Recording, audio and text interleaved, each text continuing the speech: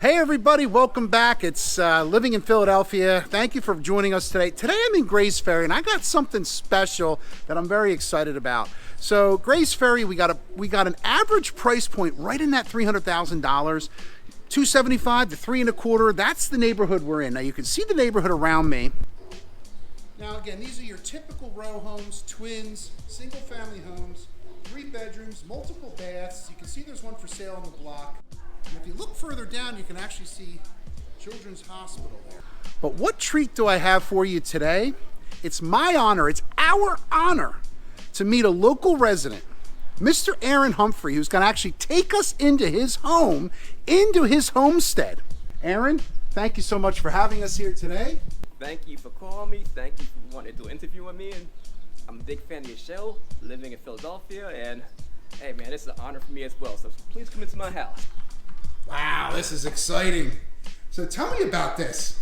Okay, well, it used to be a former Airbnb for 2.5 years. It was one of the top ones in South Philly.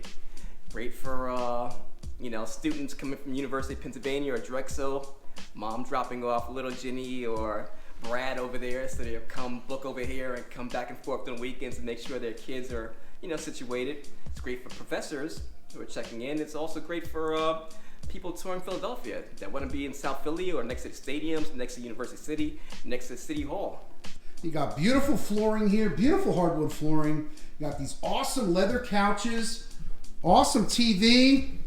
So I can use the pool table if I'm a guest here? Oh yes, guests are entitled to all the amenities I have to offer, such as a pool table up here, such as a foosball table downstairs, such as a professional dartboard and stuff. The patio, it's open too as well, but right now it's winter time, so everything's just stacked on top of each other, but it's still a great place when people book to go out there, have a little cigar, wait for the concerts to talk about the concert experience, because a lot of times people book concerts and come over here to be only 10 minutes away from the stadium.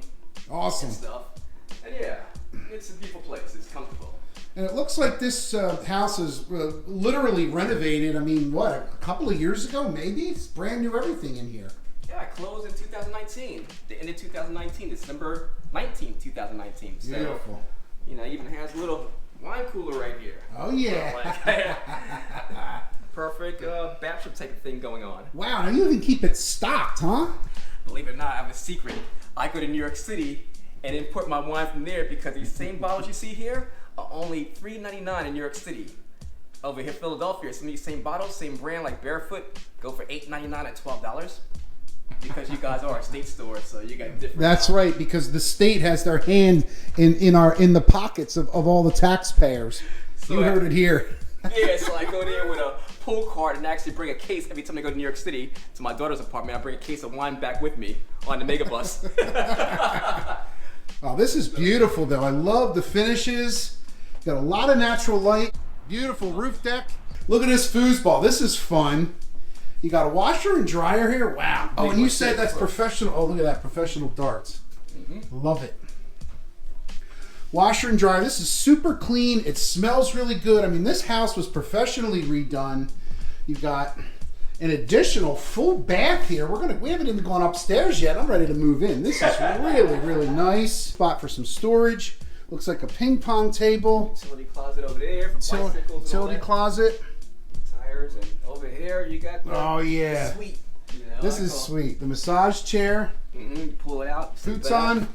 Futon there. You have a big screen TV, the sound bar. Nice. Another closet that has another bed right here. Pull out single bed. Wow, this is great. I love this open floor plan. Now, this is just a classic, literally classic, traditional, I don't want to say run of the mill, but a lot of row homes, but you actually have a wider home here because you're on the end. Yes, so that's one of the good parts. It's a lot wider than normal. You feel like you get another foot or so, and you get 9 extra windows. And you get all the extra natural light. So you got a single room here. Actually, I think 2 people could fit in here comfortably. The queen size bed right there, believe it or not. Okay. And stuff. So they love that. Got right the there. TV. And with the neighbors, big, huge deck. It feels like you're on the beach somewhere. This is more like a single room right here for the traveler that's going by himself, trying to discover himself, or take a break before he goes work a brand new job that he really doesn't want to work, but he has to now be an adult.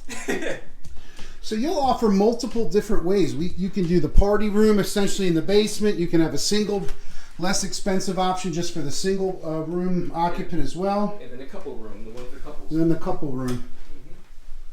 You got a beautiful bathroom. Look at it shine. It's nice and clean, and it's very well lit. This is great. So you live and work out here. Yes, that's a good point about it and stuff. Wow, it's nice. So this is like a house hack for you too, in a sense. Yes, it was a good way to meet people too. Awesome. While living in Philadelphia, I'm a New Yorker that's been living here for full time, like 3.5 years, and you know, it takes a while to meet people, especially when you move here during epidemic, during riots and 2 city curfews. Yeah, it was kind of hard to meet people, so this is a good shortcut to meet, you know, great, fantastic people. Very good, and it is important that you know how to shoot if you live in Philadelphia. Kidding aside, but not kidding aside, everybody likes to have some fun. I got my first gun license here, and that's one of the prerequisites people would tell me to do to get a gun license, and brought a gun too, just in case. Hey, you know, sometimes you get great guests when you do Airbnbs or house hacks. Sometimes you don't. It's a luck of the draw. So how many nights, let's say, typically for the month, would you say you have occupancy here on average? Well, before in 2021 when I first began, I think during Labor Day when you had your big concerts over in City Hall around there, I think it was, one of the hip hop concerts, that's when it really picked up. A lot of people had that unemployment PPP money and stuff like that, those double unemployment checks. They had that double earned credit income. Some money was really flowing, so they partied, and I welcomed in and accepted that party money and, you know, party with them sometimes. But those days right there, I was getting, weekends were booked out. From September all the way to, let's say, November. Around that time it slows down after like Thanksgiving. Mm-hmm. But I was getting full occupancy every weekend. Wow. For all 3 rooms, the small single room, the couples room, and for the downstairs party 3 or more room and stuff like that.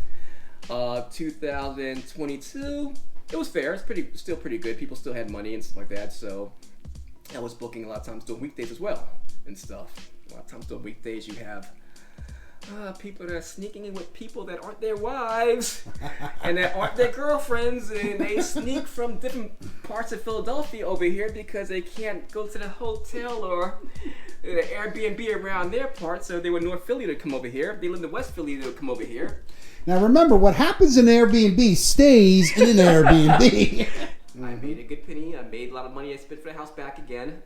And I said, let me, run for city council. Big change. We definitely want to hear about that. We also want to hear about what it's like to live in Philadelphia. And I want to mention the average Airbnb. Now, I'm not saying specific here, but around the city on average, the average amount of nights stay is 3. Now, some say it's 4, sometimes it's 2, but the average is 3, usually through a weekend. Now, how many weekends are usually booked up? All of them. Sometimes during the week. So how many days of the month is usually happening? On average, on a good amount, is about 25% of the month. They make good money, Airbnb, but you got to do it right. You do need a license. Check out our Airbnb video for that.